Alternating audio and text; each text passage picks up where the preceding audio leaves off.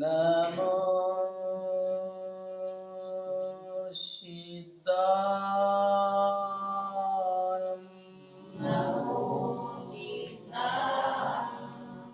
नमो आयर्यानं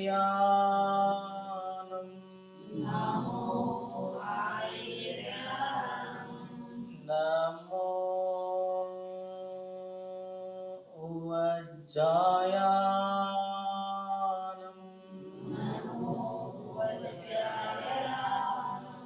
नमो लोये सौवसाहूनं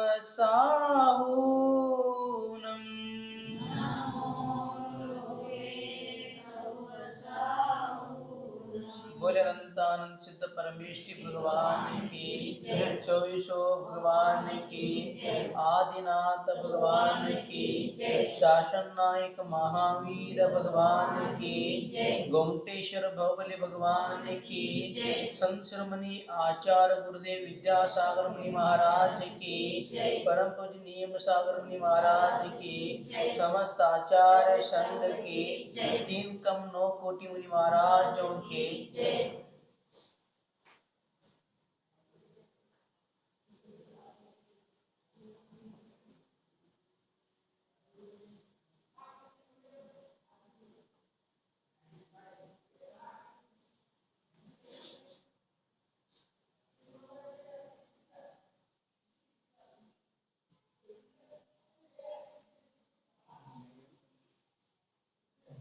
यह विधि ठाडो होय के प्रथम पड़े जो पान गण्य जिनेश्वर देव तुम नाशे कर्म जुआन अनंत चतुष्टय के धनी तुम ही हो शिरतान मुक्ति मधु के कंत तुम तीन भुवन के राज तिहु जग की पीड़ा हरन भवत शोषणहार ज्ञान कहो तुम विश्व के शिव सुख के करता हरता अग अंधियार के करता धर्म प्रकाश तीर्था पद दाता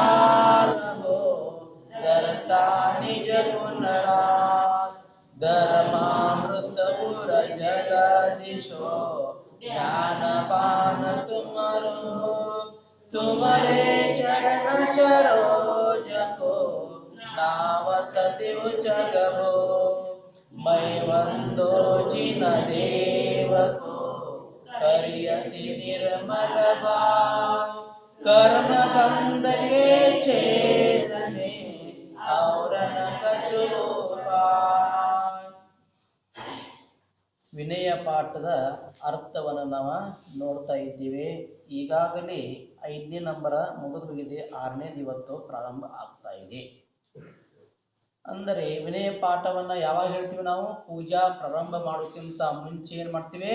ವಿನಯ ಪಾಠವನ್ನ ಅತ್ಯಂತ ನಿರ್ಮಲ ಭಾವದಿಂದ ಭಕ್ತಿ ಪೂರ್ವಕವಾಗಿ ವಿನಯದಿಂದ ಕೈಗಳನ್ನು ಜೋಡಿಸಿ ಎದ್ದು ನಿಂತುಕೊಂಡು ತಲೆಯನ್ನು ಭಾಗಿಸಿಕೊಂಡು ಏನ್ ಮಾಡ್ತೀವಿ? ವಿನಯ ಪಾಠವನ್ನು ಹೇಳಿ ನಂತರ ಪೂಜಾ ಕ್ರಿಯೆ ಪ್ರಾರಂಭ ಮಾಡ್ತೀವಿ. ಇಲ್ಲಿ ಏನ್ ಹೇಳ್ತಾ ಇದ್ರೆ ನಿನ್ನೆ ದಿವಸ ಅಂತಂದ್ರೆ ಧರ್ಮಾಮೃತೂರ ಜಲದಿಶೋ. ಧರ್ಮಾಮೃತೂರ ಜಲದಿಶೋ ಅಂದ್ರೆ ಭಗವಂತರ ಹೃದಯವು ಭಗವಂತರೇ ನಿಮ್ಮ ಹೃದಯವು ಎದರಿಂದ ತುಂಬಿದೆ? ಧರ್ಮರೂಪಿ ಅಮೃತದಿಂದ ತುಂಬಿದ ಸಮಾನವಾಗಿದೆ. ಹೇಗೆ ಆಕಾಶ ಮೋಡದಿಂದ ತುಂಬಿದೆಯೋ ಅದೇ ಪ್ರಕಾರ ನಿಮ್ಮ ಮನಸ್ಸು ಕೂಡ ಹೃದಯವು ಕೂಡ ಏನಾಗಿದೆ? ಧರ್ಮಾಮೃತದಿಂದ ತುಂಬಿದೆ ಅಂತ ಹೇಳ್ತಾ ಇದ್ದಾರೆ. ಭಗವಂತರ ಹೃದಯ ಎದರಿಂದ ತುಂಬಿದೆ? ಧರ್ಮಾಮೃತದಿಂದ. ಅವರಿಗೆ ಯಾವ ಜ್ಞಾನ ಪ್ರಾಪ್ತ ಆಗಿದೆ? ಕೇವಲ ಜ್ಞಾನ ಪ್ರಾಪ್ತವಾಗಿರುವುದರಿಂದ ಅವರಿಗೆ ಜ್ಞಾನ ಸಮುದ್ರ ತುಂಬಿ ತುಳುಕ್ತಾ ಇದೆ. ಆ ಜ್ಞಾನ ಅದಕ್ಕೆ ದರ್ಶನ ಪಾಠದಲ್ಲಿ ಹೇಳ್ತಾರೆ. ಏನ್ ಹೇಳ್ತಾರೆ? ದರ್ಶನಂ ಜಿನ ಚಂದ್ರಶ್ಯ ಸದ್ಧರ್ಮಾಮೃತ ವರ್ಷನಂ. ಜನ್ಮದಃ ವಿನಾಶಾಯ ವರ್ಧನಂ ಸುಖವಾರಿದೆ. ಏನ್ ಹೇಳ್ತಾ ಇದ್ದಾರೆ? ದರ್ಶನಂ ಜಿನ ಚಂದ್ರಶ್ಯ. ಉಪ್ಮೆಯನ್ನು ಕೊಡ್ತಾ ಇದ್ದಾರೆ. ಉಪಮಾಲಂಕಾರ ಯಾರಿಗೆ ಹೋಲಿಕೆ ಮಾಡ್ತಾ ಇದ್ದಾರೆ? ಭಗವಂತನನ್ನ ಚಂದ್ರಮನಿಗೆ ಹೋಲಿಕೆ ಮಾಡ್ತಾ ಇದ್ದಾರೆ. ಹೇಗೆ ಚಂದ್ರಮ ರಾತ್ರಿಯ ಸಮಯದಲ್ಲಿ ಉಗಮವಾದ ತಕ್ಷಣ ಎಲ್ಲರಿಗೂ ಏನಾಗತ್ತೆ? ಆನಂದ ಆಗತ್ತೆ. ಸಣ್ಣ ಮಕ್ಕಳಂತೂ ಏನ್ ಮಾಡ್ತವೆ? ಚಂದಮಾಮ ಚಂದಮಾಮ ಅಂತ ಖುಷಿ ಪಡ್ತವೆ. ಅದೇ ಪ್ರಕಾರ ನಾವೆಲ್ಲರೂ ಚಂದ್ರಮ ರೂಪಿ ಭಗವಂತನ ದರ್ಶನ ಮಾಡಿದಾಗ ಏನಾಗತ್ತೆ? ಆನಂದ ಆಗ್ಬೇಕು, ಆನಂದ ಆಗ್ತದೆ ಅಂತ ಹೇಳ್ತಾ ಇದ್ದಾರೆ. ಮತ್ತೇನ್ ಹೇಳ್ತಾ ಇದ್ದಾರೆ? ಸದ್ಧರ್ಮಾಮೃತ ವರ್ಷನಂ. ಸದ್ಧರ್ಮಾಮೃತ ವರ್ಷನಂ. ಸದ್ಧರ್ಮಾಮೃತ ರೂಪಿ ಎನ್ನುವಂತ ವರ್ಷದ ಮಳೆ. ವರ್ಷನಂ ಅಂದ್ರೆ ಏನು? ಮಳೆಯನ್ನು ಸುರಿಸ್ತಾರೆ ಭಗವಂತರು. ಅವರ ಕೇವಲ ಜ್ಞಾನದಿಂದ ಹೊರಟಂತ ದಿವ್ಯ ಧ್ವನಿ ಧರ್ಮಾಮೃತದ ವರ್ಷ ಏನೈತಲ್ಲ, ನಮ್ಮೆಲ್ಲರ ಆತ್ಮರೂಪಿ ಭೂಮಿ ಮೇಲೆ ಬಿದ್ದ ತಕ್ಷಣ ಆತ್ಮ ಏನಾಗತ್ತೆ? ಪುನೀತ ಆಗತ್ತೆ, ಪವಿತ್ರ ಆಗತ್ತೆ, ಅರಳತ್ತೆ. ಹಾಗೆ ಬೇಸಿಗೆ ಕಾಲದಲ್ಲಿ ಪ್ರಥಮವಾದಂತ ಮಳೆ ಆಗತ್ತೆ. ಪ್ರಥಮ ಮಳೆ ಸುರಿದಾಗ ಭೂಮಿ ಏನಾಗತ್ತೆ? ಏನಾಗತ್ತೆ? ಏನಾಗತ್ತೆ? ತಂಪಾಗತ್ತೆ, ಅರಳುತ್ತೆ. ಮಣ್ಣು ಎಷ್ಟು ಅರಳತ್ತೆ ಗೊತ್ತೆ? ಎಷ್ಟು ಪ್ರಫುಲ್ಲಿತ ಆಗತ್ತೆ, ಹಿಂಗೆ ಎಗ್ದಮ್ ಅರಳಿ ನಿಲ್ಲುತ್ತೆ. ಮತ್ತೇನಾಗತ್ತೆ? ಮತ್ತೊಂದಾಗತ್ತೆ. ಏನಾಗತ್ತೆ? ಸುವಾಸನೆ. ಮಣ್ಣಿನ ವಾಸನೆ ಹೆಂಗ್ ಬರುತ್ತೆ ನೋಡ್ರಿ, ನೋಡಿದ್ರೆ ಪರೀಕ್ಷೆ ಮಾಡ್ರಿ. ಪ್ರಥಮ ಮಳೆ ಆದಾಗ ಮಾತ್ರ ಬಹಳ ಬರುತ್ತೆ, ನಂತರ ಬರುತ್ತೆ ಮಾತ್ರ ಸ್ವಲ್ಪ ಸ್ವಲ್ಪ. ಆದ್ರೆ ಪ್ರಥಮ ಮಳೆ ಆದಾಗ ಏನು ಬರುತ್ತಲ್ಲ ಅಂದ್ರೆ, ಆ ಮೋಡದಿಂದ ಸುರಿಸಿದಂತ ನೀರಿನಿಂದ ಭೂಮಿ ತಾಯಿ ಕೂಡ ಪ್ರಫುಲ್ಲಿತರಾಗಿ ತನ್ನ ಹೃದಯವನ್ನು ಅರಳಿಸ್ತಾಳಂತೆ, ಮನವನ್ನು ಅರಳಿಸ್ತಾಳಂತೆ. ಹಾಗೆ ನಾವು ಜಿನ ಭಗವಂತನ ರೂಪಿ ಚಂದ್ರಮನ ನೋಡಿದ ತಕ್ಷಣ ನಮ್ಮ ಹೃದಯ ರೂಪಿ ಅನ್ನುವಂತ ಕಮಲವು ಏನಾಗ್ಬೇಕಂತಂದ್ರೆ ಅರಳಿ ಪ್ರಫುಲ್ಲಿತ ಆಗ್ಬೇಕು. ಅಷ್ಟೇ ಅಲ್ಲ, ಅವರ ಉಪದೇಶಾಮೃತವನ್ನು ಕೇಳಿದ ತಕ್ಷಣ ಆ ಭೂಮಿ ತಾಯಿ ಹಂಗ ಸುವಾಸನೆ ಕೊಡ್ತಾಳಲ್ಲ, ಹಾಗೆ ನಮ್ಮ ಮನಸ್ಸಿನಲ್ಲಿ ಕೂಡ ಒಳ್ಳೆಯ ಭಾವನೆಗಳು ಅರಳಬೇಕಂತೆ. ಸುವಾಸನೆ ಅರ್ಥೇನು? ಆತ್ಮನಲ್ಲಿ ಒಳ್ಳೆಯ ಭಾವನೆಗಳು ತುಂಬಿ ತುಳುಕ್ತಾ ಇರಬೇಕು, ವ್ಯರ್ಥ ಕೆಟ್ಟ ಕೆಡುಕ ಭಾವಗಳು ಬರಬಾರದು ಅಂತ ಹೇಳ್ತಾ ಇದ್ದಾರೆ. ಸದ್ಧರ್ಮಾಮೃತ ವರ್ಷನಂ. ಸದ್ಧರ್ಮ ರೂಪಿ ಎನ್ನುವಂತ ವರ್ಷದ ಮಳೆ ಆಯ್ತಂತಂದ್ರೆ, ಧರ್ಮಾಮೃತ ರೂಪಿ ಅನ್ನುವಂತ ಮಳೆ ಸುರಿತಂದ್ರೆ ಸಾಕು, ಆತ್ಮ ಏನಾಗ್ಬೇಕು? ಆಹಾ, ನನ್ನ ಜೀವನ ಇವತ್ತ ಶಾಂತ ಆಯ್ತು, ಧನ್ಯವಾಗಿ ಹೋಯಿತು, ಪವಿತ್ರವಾಗಿ ಹೋಯಿತು, ನಾನು ಇವತ್ತು ಪುನೀತನಾದೆ. ಯಾಕೆ? ನನ್ನ ಆತ್ಮನ ಮೇಲೆ ಇಲ್ಲಿವರೆಗೆ ಕುಸಂಸ್ಕಾರದ ಮಳೆ ಸುರಿತಾ ಇತ್ತು, ಕುಸಂಸ್ಕಾರದ ಮಳೆ ಸುರಿತಾ ಇತ್ತು. ಆದ್ರೆ ಇವತ್ತು ನನ್ನ ಆತ್ಮನ ಮೇಲೆ ಏನು ಸುರಿತಾ ಇದೆ? ಜಿನೇಂದ್ರ ಭಗವಂತರ ಮುಖಾರವಿಂದದಿಂದ ಸದ್ರಮಾಮೃತ ರೂಪಿ ಅನ್ನುವಂತ ವರ್ಷದ ಮಳೆ ಸುರಿತಾ ಇದೆಯಲ್ಲ, ಅಮೃತದ ಮಳೆ ಸುರಿತಾ ಇದೆಯಲ್ಲ. ಆಹಾಹಾ, ನಾನು ಇವತ್ತು ಧನ್ಯನಾದೆ, ಪುನೀತನಾದೆ, ನನ್ನ ಜೀವನ ಸಾರ್ಥಕವಾಯಿತು. ಹೇಗೆ ಆ ಮಳೆ ಸುರಿಯುವುದರಿಂದ ಭೂಮಿ ತಂಪಾಗುತ್ತೆ, ಹಂಗ ಮುಂದೆ ಹೇಳ್ತಾರೆ. ಏನ್ ಹೇಳ್ತಾರೆ? ಸದ್ರಮಾಮೃತ ವರ್ಷನಂ ಜನ್ಮದಃ ವಿನಾಶಾಯ ವರ್ಧನಂ ಸುಖವಾರ್ತಿ. ಜನ್ಮದಃ ವಿನಾಶನಾಯ. ಜನ್ಮದ ಅಂದ್ರೆ ಜನ್ಮಗಳಲ್ಲಿ ನಮಗೆ ದಾ ಆಗ್ತಾ ಇದೆ. ದುಃಖದ ದಾ ಅಂದ್ರೇನು? ದುಃಖ ವೇದನ ಆಗ್ತಾ ಇದೆಯಲ್ಲ, ಅದೇನಾಗ್ತದೆ? ಕಡಿಮಾಗಿ ವರ್ಧನಂ ಸುಖವಾರಿದೆ. ವರ್ಧನಂ ಅಂದ್ರೆ ಹೆಚ್ಚಾಗತ್ತೆ. ಏನಾಗತ್ತೆ? ಸುಖರೂಪಿ ಏನು? ವಾರಿದೆ ಅಂದ್ರೆ ಏನು? ಸಮುದ್ರ. ಹಾಗೆ ಸಮುದ್ರ ಏರ್ತೈತಲ್ಲ, ಹಾಗೆ ನಮಗೆ ಸುಖರೂಪಿ ಅನ್ನುವಂತ ಇದನ್ನ ಏರ್ತಾ ಹೋಗುತ್ತೆ, ಏರ್ತಾ ಹೋಗುತ್ತೆ, ಏರ್ತಾ ಹೋಗುತ್ತೆ. ಯಾಕೆ? ಭಗವಂತನ ಅಮೃತ ರೂಪಿ ಅನ್ನುವಂತ ಮಳೆಯಿಂದ, ಧರ್ಮಾಮೃತದ ಮಳೆಯಿಂದ ನಮಗ್ ಸುಖ ಆತ್ಮನಲ್ಲಿ ಹೆಚ್ಚಾಗ್ತಾ ಹೋಗ್ಬೇಕು. ಹೆಂಗ ಅದು ಕಾಯ್ದಂತ ಭೂಮಿ, ಎಟ್ಟು ಕಾದಿರ್ತದೆ ಭೂಮಿ ನೋಡ್ರಿ. ತಪ್ಪ ಬ್ಯಾಸಿಗೆ ಬಿಸಿಲು 3-4 ತಿಂಗಳವರೆಗೆ ಕಾದ ನಿಂತಿರ್ತದೆ ಭೂಮಿ.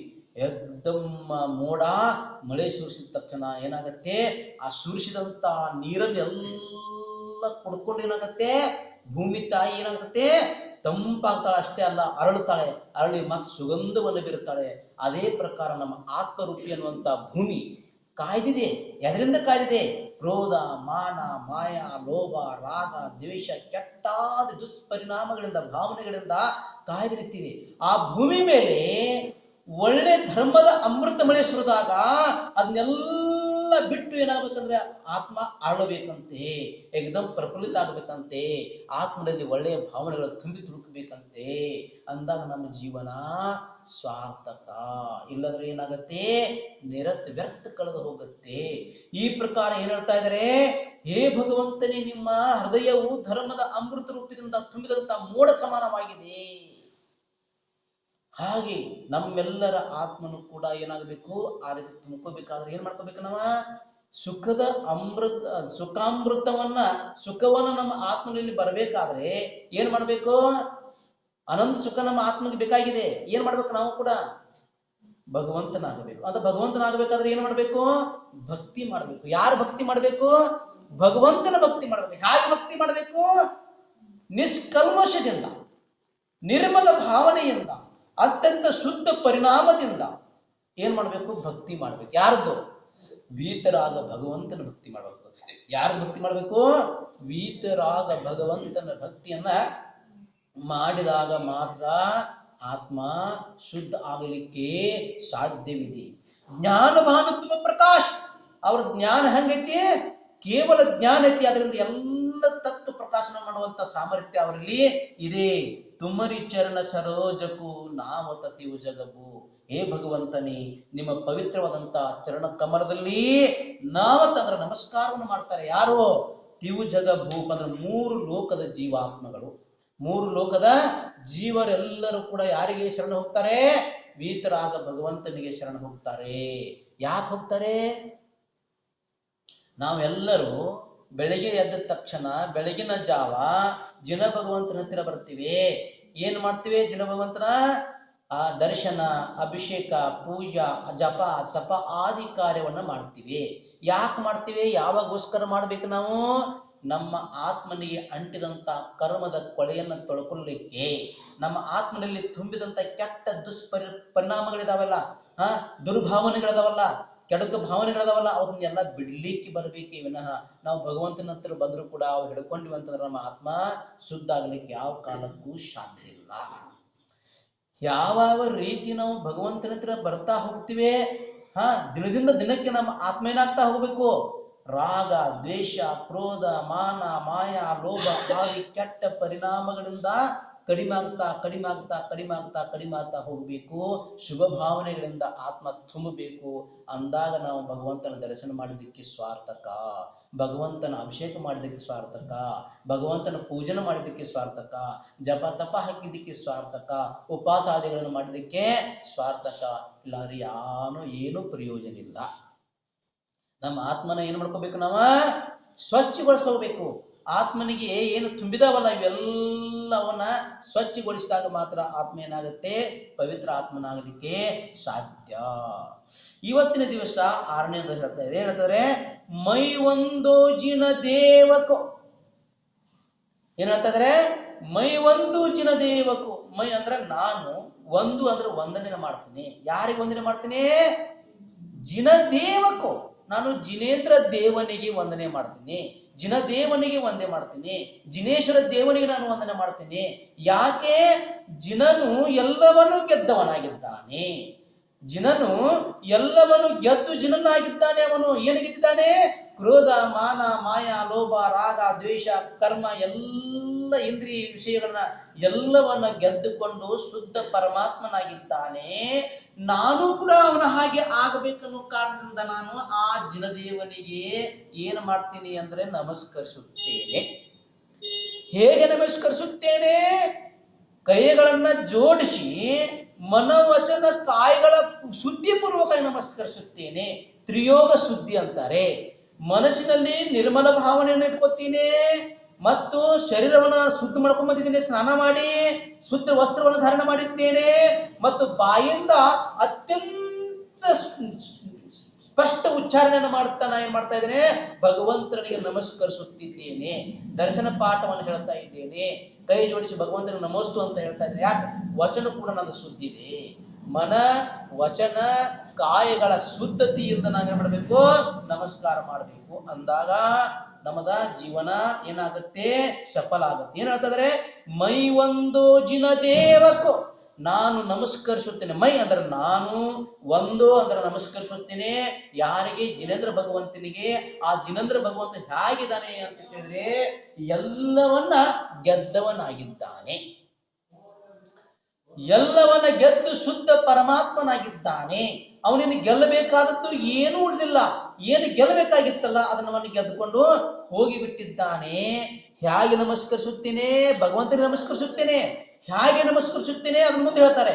ಕರಿ ಅತಿ ನಿರ್ಮಲ ಭಾವ. ಕರಿ ಅತಿ ನಿರ್ಮಲ ಭಾವ ಅಂದ್ರೆ ಅತ್ಯಂತ ನಿರ್ಮಲವಾದಂತಹ ಭಾವನೆಯನ್ನು ಮಾಡಿ ನಾನು ಏನ್ ಮಾಡ್ತೀನಿ, ನಮಸ್ಕಾರ ಮಾಡ್ತೀನಿ. ಎಲ್ಲ ಬಿಟ್ಟು ಬರ್ಬೇಕು ನೀವು. ಎಲ್ಲಿವರೆಗೆ ಜಿನೇಂದ್ರ ಭಗವಂತ ಮನೆ ತ್ಯಾಗ ಮಾಡ್ತಿರಲ್ಲ, ಮನೆ ಬಂದು ಹೊರಗೆ ಬರುವಾಗ ಸಂಕಲ್ಪ ಮಾಡೋದು, ಏ ಭಗವಂತ, ನಾ ಎಲ್ಲಿವರೆಗೆ ನಿಮ್ಮ ದರ್ಶನವನ್ನು ಮಾಡಿ ಪುನಃ ಮನೆ ಬಂದು ಸೇರೋದಿಲ್ಲ, ಅಲ್ಲಿವರೆಗೆ ನನಗೆ ಯಾವುದು ಸಂಬಂಧ ಇಲ್ಲ, ಎಲ್ಲವನ್ನು ತ್ಯಾಗ ಮಾಡಿ ಬರ್ಬೇಕು ನಾವು. ಆಕಸ್ಮಿಕವಾಗಿ ನಿಮ್ಮ ಸಾವು ಅಂತ ತಿಳ್ಕೊಡ್ರಿ, ಮಂದಿರಕ್ಕೆ ಬರೋ ದಾರಿ ಒಳಗೆ ನಿಮ್ಮ ಸಾವು ಅಂತ ತಿಳ್ಕೊಡ್ರಿ, ನೀವು ನೇವದಿಂದ ಎಲ್ಲಿಗೆ ಹೋಗ್ತೀರಿ, ದೇವಗತಿಗೆ ಹೋಗ್ತೀರಿ. ಯಾಕೆ? ನೀವು ಎಲ್ಲಾ ತ್ಯಾಗ ಮಾಡಿ ಬಂದಿದ್ದೀರಿ. ಬಸ್ ನನ್ನ ಮೇಲಿರುವಂತ ಆಭರಣ, ವಸ್ತ್ರಾಭರಣ ಮತ್ತೆ ಕೈಯೊಳಗಿರುವಂತ ಅಷ್ಟ ದ್ರವ್ಯನ ಬಿಟ್ಟರೆ ನನಗೆ ಏನು ಇಲ್ಲ. ಹೆಂಡ್ರಿಲ್ಲ ಸಂಬಂಧ ಇಲ್ಲ, ಮಕ್ಕಳ ಸಂಬಂಧ ಇಲ್ಲ, ಹೊಲ ಆಸ್ತಿ ಸಂಬಂಧ ಇಲ್ಲ, ಏನು ಸಂಬಂಧ ಇಲ್ಲ. ಎಲ್ಲವನ್ನ ತ್ಯಾಗ ಮಾಡಿ ಪುನಃ ಎಲ್ಲಿವರೆಗೆ ಮನೆಗೆ ಬಂದು ಸೇರೋದಿಲ್ಲ ಅಲ್ಲಿವರೆಗೆ ತ್ಯಾಗ. ಬಸ್ ನೀವು ಮಾತಾಜಿಗೆ ಸಮಾನ ಅದ. ನೀವು ಆ ಸಮಯದಾಗ ಶ್ರಾವಕರಲ್ಲ, ನೀವು ಮಾತಾಜಿನ ಉಪಚಾರದಿಂದ. ಯಾಕೆ? ಅಷ್ಟೊಂದು ಭಾವ ನಿರ್ಮಲ ಆಗಿದಾವೆ. ನೀವು ಎಲ್ಲ ತ್ಯಾಗ ಮಾಡಿ ಬರ್ಬೇಕು. ನೀವು ಎಲ್ಲ ಕ್ರೋಧ, ಮಾನ, ಮಾಯ, ಲೋಭ, ರಾಗ, ದ್ವೇಷ ಎಲ್ಲ ಒಟ್ಟು ಕೆಟ್ಟ ದುರ್ಭಾವನೆಗಳನ್ನು ಬಿಟ್ಟು ಅತ್ಯಂತ ನಿರ್ಮಲ ಭಾವನೆಯೊಂದಿಗೆ, ಅತ್ಯಂತ ಸ್ವಚ್ಛ ಪವಿತ್ರವಾದಂತ ಮನಸ್ಸಿನೊಂದಿಗೆ ನೀವು ಎಲ್ಲಿ ಬರ್ರಿ, ವೀತರಾಗ ಭಗವಂತನ ಶಮೋಶರಣಕ್ಕೆ ಬರ್ರಿ. ಬಸ್ ಅದರ ಮಹಿಮಾನ ಬೇರೆ, ಅದರ ಮಹಿಮಾನ ಬೇರೆ. ಬರೇ ಒಂದು ಕಪ್ಪೆ, ತ್ರಿಯಂಚ ಪ್ರಾಣಿ ಕಪ್ಪೆ ಬಾಯಿ ಒಳಗ ಹೂವಿನ ಪಂಕಡವನ್ನು ಇಟ್ಕೊಂಡು ಎಲ್ಲಿ ಹೋಗ್ತಾ ಇತ್ತು? ದರ್ಶನಕ್ಕಾಗಿ ಶಮೋಶರಣಕ್ಕೆ ಹೋಗ್ತಾ ಇತ್ತು. ಯಾರ ಶಮೋಶರಣಕ್ಕೆ? ಮಾವೀರ ಭಗವಂತರ ಶಮೋಶರಣಕ್ಕೆ ಹೋಗ್ತಾ ಇತ್ತು. ದಾರಿಯಲ್ಲಿಯೇ ಶ್ರೇಣಿಕ ರಾಜನ ಆನೆಯ ಕಾಲಿನ ಕೆಳಗಡೆ ಸಿಕ್ಕು ಏನಾಯ್ತು? ತನ್ನ ಪ್ರಾಣವನ್ನು ಕಳ್ಕೊಯ್ತು. ಆದ್ರೆ ಅದರ ಮನಸ್ಸಿನಲ್ಲಿರುವಂತ ಪವಿತ್ರ ಭಾವನೆ ಒಂದೇ ಕಾರಣದಿಂದ ಅದು ಎಲ್ಲಿ ಹೋಯ್ತು? ಸ್ವರ್ಗಕ್ಕೆ ಹೋಯ್ತು. ಹಾಗಾದ್ರೆ ನೀವು ಕಪ್ಪಿ ಅಂತ ಕಪ್ಪಿ ತ್ರಿಯಂಚ ಪ್ರಾಣಿಯು ಸ್ವರ್ಗಕ್ಕೆ ಹೋಗುತ್ತದೆ ಅಂದ ಮೇಲೆ, ನಾವೆಲ್ಲರೂ ಶ್ರೇಷ್ಠ ಮಾನವ ಕುಲದಲ್ಲಿ ಹುಟ್ಟಿದಂತ ಮನುಷ್ಯರಿದ್ದಾಗ ನಾವ್ಯಾಕೆ ಹೋಗ್ಬಾರ್ದು? ನಾವು ಹೋಗ್ತೀವಿ. ಆದ್ರೆ ನಾವು ಏನು ಮಾಡ್ಬೇಕು? ಇಷ್ಟೇ ಮಾಡ್ಬೇಕು. ಬಸ್ ಸ್ವಚ್ಛ ಸ್ನಾನ ಮಾಡಿ ಏನು ಮಾಡೋದಿಲ್ಲ. ಬಸ್ ಮೈ ಮೇಲೆ ಏನದಾವಲ್ಲ ವಸ್ತ್ರ ಆಭರಣಗಳ, ಇದನ್ನ ಬಿಟ್ರೆ, ಕೈಯೊಳಗ ಅಷ್ಟು ದ್ರವ್ಯ ಐತಿಲ್ಲ, ಇದನ್ನ ಬಿಟ್ರೆ ಎಲ್ಲ ತ್ಯಾಗನಂತ. ಎಲ್ಲಿವರೆಗೆ ತ್ಯಾಗ? ಪುನಃ ಮನೆಗೆ ಬಂದು ವಾಪಸ್ ಸೇರು ತನಕ ಎಲ್ಲ ತ್ಯಾಗ. ಬಸ್ ನಿರ್ಮಲ ಭಾವನೆ ಹೊಂಟ್ರಿ ನೀವು, ಬಟ್ ಸ್ವಚ್ಛ ಭಾವನೆ. ಆಕಸ್ಮಿಕವಾಗಿ ಮನೆ ದಾಟಿ ಅರ್ಧ ದಾರಿಗೆ ಬರ್ತಾ ಇದ್ರೆ ಹಾರ್ಟ್ ಆಯ್ತು, ಅಲ್ಲೇ ಬಿದ್ದುಬಿಟ್ರಿ, ನಿಮ್ಮ ಆತ್ಮ ಸದಾ ಎಲ್ಲಿ ಹೋಗುತ್ತೆ? ಎಲ್ಲಿ ಹೋಗುತ್ತೆ? ಸ್ವರ್ಗಕ್ಕೆ ಹೋಗುತ್ತೆ. ಅಥವಾ ಆಕ್ಸಿಡೆಂಟ್ ಆಯ್ತು ಬರುವಾಗ, ಬಸ್ ನಿಮ್ಮ ಆತ್ಮ ಎಲ್ಲಿ ಹೋಗುತ್ತೆ? ಸದಾ ಸ್ವರ್ಗಕ್ಕೆ ಹೋಗುತ್ತೆ. ನೋಡಿ ಎಷ್ಟು ಶಕ್ತಿ! ಕೇವಲ ಭಗವಂತನ ದರ್ಶನದಲ್ಲಿ ಇಂಥ ಅದ್ಭುತವಾದ ಶಕ್ತಿ ಅಡಗಿದೆ ಅಂದ ಮೇಲೆ, ನಾವು ವ್ರತ ಆದಿಗಳನ್ನ ಪರಿಪಾಲನೆ ಮಾಡಿದಾಗ ಇನ್ನೆಷ್ಟಾಗ್ಬೋದು? ಇನ್ನೆಷ್ಟಾಗ್ಬೋದು? ಇನ್ನೆಷ್ಟಾಗ್ಬೋದು? ವಿಚಾರ ಮಾಡಿ. ಕೇವಲ ವೀತರಾಗ ಭಗವಂತನ ದರ್ಶನವನ್ನು ಮಾಡುವುದರಿಂದಲೇ, ಅದು ಭಾವನಾದೊಂದಿಗೆ ಬರ್ತಿರುವಾಗಲೇ ನಾವು ಮರಣ ಹೊಂದಿರೋ ಕೂಡ ನಾವು ನಮ್ಮ ಆತ್ಮ ಸರ್ವಕ್ಕೆ ಹೋಗ್ತಾನಂದ ಮೇಲೆ, ಇನ್ನು ನಾವು ಅತ್ಯಂತ ನಿರ್ಮಲ ಭಾವನೆಯೊಂದಿಗೆ ಭಗವಂತನತ್ತಿಗ ಬಂದು ಭಗವಂತನ ಸಾನ್ನಿಧ್ಯದಲ್ಲಿ ನಿಂತುಕೊಂಡು ಪವಿತ್ರ ಭಾವನೆಯೊಂದಿಗೆ ಭಕ್ತಿಯನ್ನು ಮಾಡ್ತಾ ಇದ್ದೇವೆ. ಅದರ ಜೊತೆಗೆ ವ್ರತ ನೇಮಾದಿಗಳನ್ನು ಪರಿಪಾಲನೆ ಮಾಡ್ತಾ ಇದ್ದೇವೆ ಅಂದ ಮೇಲೆ ನಮ್ಮ ಆತ್ಮನು ಎಲ್ಲಿಗೆ ಹೋಗುವುದು ನಿಶ್ಚಿತ?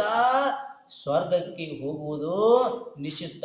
ಅಷ್ಟೇ ಅಲ್ಲ, ಕೆಲವೇ ಭವಗಳಲ್ಲಿ ಮೋಕ್ಷಕ್ಕೆ ಹೋಗುವುದು ಕೂಡ ನಿಶ್ಚಿತ. ಅಂದ್ರೆ ಇಷ್ಟ ಅದ್ಭುತವಾದಂತಹ ಶಕ್ತಿ ಇದೆ. ಆದ್ರೆ ನಾವು ಮನುಷ್ಯನೆಲ್ಲ ಸುಮ್ಮನೆ ಕೆಡಕ ಭಾವನೆ, ಕೆಟ್ಟ ದುರ್ಭಾವನೆಗಳಲ್ಲಿ ನಾವು ಇಟ್ಕೊಂಡು ಮನುಷ್ಯನ ಆತ್ಮದೊಳಗ ನಾವೇನ್ ಮಾಡ್ತಾ ಇದ್ದೇವೆ? ಭಗವಂತನ ಭಕ್ತಿ ಮಾಡ್ತಾ ಇದ್ದೀವಿ. ಅಂದ್ರೆ ಹೇಗೆ? ಅದಕ್ಕೆ ಹೇಳ್ತಾರೆ, ರತ್ನಾಕರ ಪಂಚವಿಂಶತಿ ಒಳಗ ಬರೆದಾರೆ, ಬಹಳ ಚಂದ ಬರೆದಾರೆ. पर दोष को कह कर मेरा वदन दूषित हुआ, लग कर पराई नारियों का हा नयन दूषित हुआ, मन भी मलिन है सोच कर पर की बुराई, हे प्रभु किस भांति होगी लोक में मेरे बलाई हे वो. ಎಷ್ಟು ಚಂದ ಹೇಳ್ತಾ ಇದ್ದಾರೆ ನೋಡ್ರಿ. ನಾವು ಏನು ಮಾಡ್ತಾ ಇದ್ರಿ ಜೀವನದೊಳಗಂತಂದ್ರೆ, ಪರ ದೋಷಕೋ ಕಹ ಕರ್ ಸದಾ ಮೇರಾ ವದನ ದೂಷಿತ ಹುವ. ಇಡೀ ಜೀವನ ಬರೀ ಇದನ್ನೇ ಮಾಡಿದ್ರೆ ನಾವ್ ಏನ್ ಮಾಡಿದೆ? ಪರರ ನಿಂದನೆಯನ್ನ, ಪರರ ದೋಷಗಳನ್ನ ಹೇಳ್ತಾ ಹೇಳ್ತಾ ಹೇಳ್ತಾ ನಮ್ಮ ಮುಖವನ್ನ ಏನ್ ಮಾಡ್ಕೊಂಡಿವಿ ಅಂತಂದ್ರೆ ನಾವು ಕೆಡುಕಾಯಿ ಮಾಡ್ಕೊಂಡಿವಿ, ಹೊಲಸು ಮಾಡ್ಕೊಂಡ್ಬಿಟ್ಟಿವಿ. ನಾವು ಏನ್ ಮಾಡ್ಕೊಂಡ್ಬಿಟ್ಟಿವಿ? ಹೇಳ್ತಾ ಇದ್ರೆ ಏನ್ ಹೇಳ್ತಾರೆ? ದೂಷಿತಕ್ಕಿಯ ಏನು ದೂಷಿತ ಮಾಡ್ಕೊಂಡಿವಿ? ಪರದೋಷಕ ಕಹಕರ ಸದಾ ಮೇರ ಮಲಿನ ದೂಷಿತ ಹುವ. ಬಸ್ ಮತ್ತೊಬ್ಬರ ಆಲೋಚನೆ ಮಾಡಿ, ಮತ್ತೊಬ್ಬರ ನಿಂದನೆ ಮಾಡಿ, ಮತ್ತೊಬ್ಬರ ದೋಷಗಳನ್ನು ಹೇಳಿ ಅವ್ರು ಹಿಂಗು ಇವ್ರು ಹಿಂಗು ಸುಮ್ಮನೆ ಕುತ್ಕೊಂಡು ನಾವೇ ಮಾಡಿಬಿಡ್ತೀವಿ, ಆತ್ಮನಿಗೆ ಕರ್ಮ ಕಟ್ಕೊತೀವಿ. ಅಷ್ಟೇ ಅಲ್ಲ, ನಮ್ಮ ಪವಿತ್ರವಾದಂತ ಮುಖವನ್ನು ಕೂಡ ಹೊಲಸು ಮಾಡ್ಕೊಂಡ್ಬಿಡ್ತೀವಿ, ದೂಷಿತಗೊಳಿಸ್ಕೊಂಡ್ಬಿಡ್ತೀವಿ. ಪರದೋಷಕ ಕಹಕರ ಸದಾ ಮೇರ ಬದನ ದೂಷಿತ ಹುವ ಲಗಕರ ಪರಾಯಿ ನಾರಿ ಹೋಂಕ ಹಾನಯನ ದೂಷಿತ ಹುವ. ಮತ್ತೇನ್ ಮಾಡ್ಕೊಂಡಿವಿ? ಪರ ಸ್ತ್ರೀಯರನ್ನ, ಮತ್ತೊಬ್ಬರ ಸ್ತ್ರೀಯರನ್ನ ಕೆಟ್ಟ ದೃಷ್ಟಿಯಿಂದ ನೋಡಿ ನೋಡಿ ನೋಡಿ ನೋಡಿ ನೋಡಿ ನಮ್ಮ ಪವಿತ್ರ ಕಣ್ಣುಗಳನ್ನು ಕೂಡ ದೂಷಿತ ಮಾಡ್ಕೊಂಡ್ಬಿಟ್ಟಿವಿ, ಕಣ್ಣುಗಳನ್ನು ಕೂಡ ಕೆಡಕು ಮಾಡ್ಕೊಂಡ್ಬಿಟ್ಟಿವಿ. ಯಾವ ಕಣ್ಣಿನಿಂದ ಆ ವೀತರಾಗ ಭಗವಂತನನ್ನ ನಾವು ನೋಡ್ಬೇಕಾಗಿತ್ತು ಕಣ್ತುಂಬ.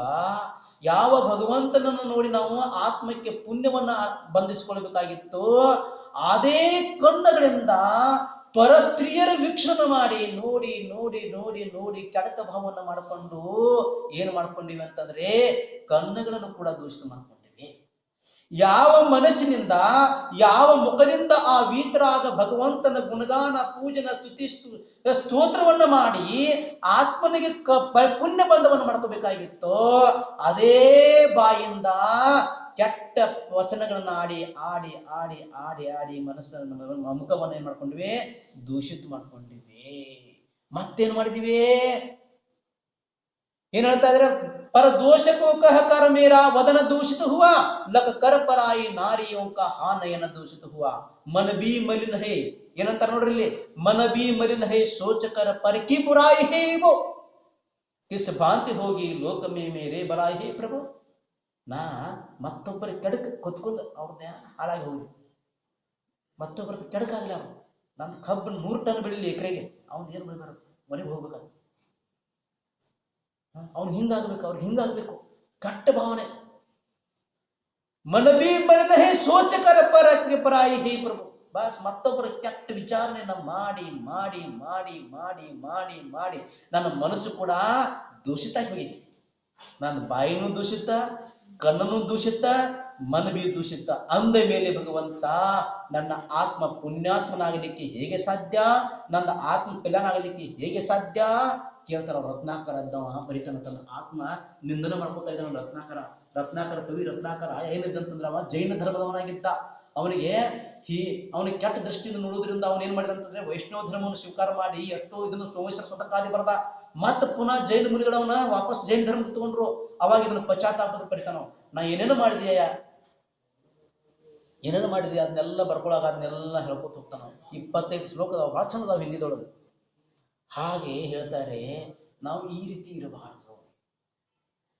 ಬಸ್ ಅವನು ಹೇಗೆ ಏನಿದ್ದಾನೆ ಅನ್ನೋಕ್ಕಿಂತ ಮೊದಲು ನಾನೇನಿದ್ದೇನೆ ಅಷ್ಟು ವಿಚಾರ ಮಾಡೋದು, ಬೇರೆ ಏನು ವಿಚಾರ ಮಾಡೋದಿಲ್ಲ. ಇಲ್ಲಿ ಮೋಕ್ಷ ಮಾರ್ಗ ಪರರ ಚಿಂತನೆ ಮಾಡುವಂಥದ್ದಲ್ಲ, ಸ್ವಚಿಂತನೆ ಮಾಡೋದು. ಹಿಡಿದ್ವಲ್ಲ, ಪರಚಿಂತ ಧಮ ಧಮ, ಪರಮಾನಂದ ಸ್ತೋತ್ರದ ಹೇಳಿದ್ವಲ್ಲ, ಮಾನ್ಯ ಹೇಳಿದಿವಲ್ಲ.